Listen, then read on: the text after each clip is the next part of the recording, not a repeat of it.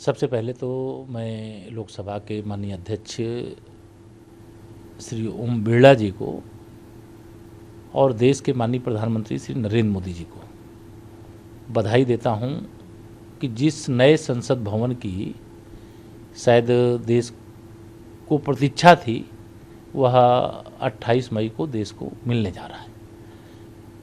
जहां तक विपक्षी कांग्रेस सहित जो भाजपा विरोधी विपक्षी दल हैं, उन्होंने उद्घाटन सत्र से अलग रहने का जो फैसला किया है, मुद्दा विहीन लोग हैं। देश के संसद भवन को चुनाव के मैदान की तरह देख रहे हैं। चुनाव के मैदान में आने का मौका 2024 में मिलेगा। जिन प्रधानमंत्री श्री नरेंद्र मोदी जी की जय जयकार पूरे दुनिया में आज हो रही है, या जय जयकार कांग्रेस और जो इस समारोह का बहिष्कार करने वाले दल हैं उनको सहन नहीं हो पा रहा है। और इसके कारण से इस प्रकार का विरोध का बयान दे करके भी उन्होंने लोकतंत्र का अपमान करने का काम किया है, क्योंकि भारत का लोकतंत्र दुनिया का सबसे बड़ा लोकतंत्र है और भारत की संसद इस लोकतंत्र का एक मंदिर है। और मंदिर के उद्घाटन समारोह का बायकॉट करना किसी भी राजनीतिक दल को या किसी राजनीतिक नेता को शोभा नहीं देता। लेकिन राहुल गांधी हो रही है, संवैधानिक नीतियों से संविधान बनता है, ना कि अनदेखा करके। श्री राहुल गांधी जी और संपूर्ण कांग्रेस पार्टी से मेरा एक सवाल है, पहले इस सवाल का वो जवाब दें तब ये सवाल करें कि जब देश की महामहिम राष्ट्रपति द्रौपदी मुर्मू जी राष्ट्रपति पद का चुनाव लड़ रही थीं, पहली बार कोई आदिवासी समाज से आने वाली महिला, एक गरीब परिवार से आने वाली महिला जब देश की राष्ट्रपति बनने जा रही हैं, तो उनको राष्ट्रपति न बन पावें इसको रोकने के लिए कांग्रेस ने अपनी पूरी ताकत लगाई थी। यह स्वयं आदिवासी विरोधी हैं, महिला विरोधी हैं। अब वह महामहिम राष्ट्रपति के रूप में देश में है और उनका सम्मान कांग्रेस नहीं कर रही है। कांग्रेस मुद्दा विहीन है, इसलिए इस पर सवाल उठा रही। बीजेपी कह रहे कोई दूसरा चेहरा नहीं है। देखिए, हम लोग एक नारा लगाते हैं, 100% वोटों में से 60% वोट हमारा है, 40% वोटों में बंटवारा है और बंटवारे में भी हमारा है।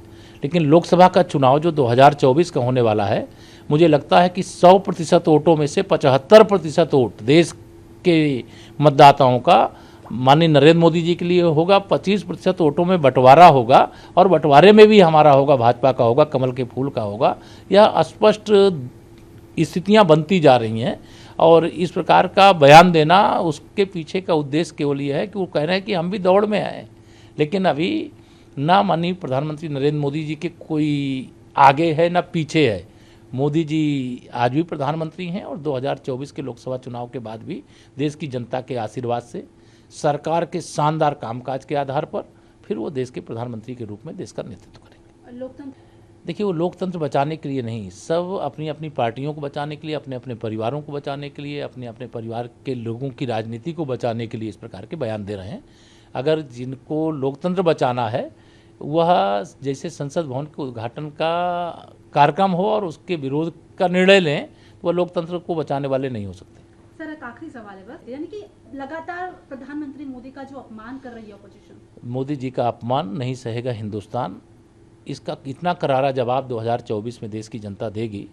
मोदी जी का अपमान ये नहीं कर रहे हैं, ये देश की 150 करोड़ जनता जनार्दन का अपमान कर रहे हैं। राजनीतिक विरोध का स्तर जब ये हो जाए कि देश के प्रधानमंत्री के पद का भी सम्मान भूल करके लोग आप शब्दों का प्रयोग करने लगें, गाली गलौज करने लगें, तो इससे यह पता चलता है कि वह चुनाव से पहले ही हार मान चुके हैं, बौखला गए हैं, घबरा गए हैं मोदी जी की लोकप्रियता से।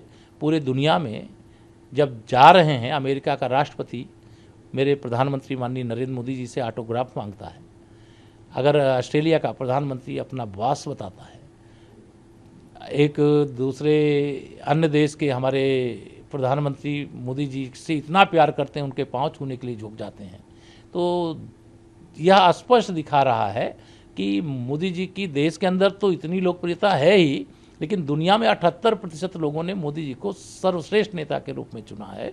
तो यह मोदी जी की जो लोकप्रियता है उसके प्रति बौखलाहट है। अधीर रंजन चौधरी जी को कुछ कहना चाहेंगे? अधीर रंजन चौधरी जी को मुझे कहने की आवश्यकता नहीं है, जो कहना है देश की जनता 2024 में अधीर रंजन चौधरी जी, उनकी पार्टी के लोगों के लिए वो कहेगी और वही उस समय संदेश होगा, वही जवाब होगा।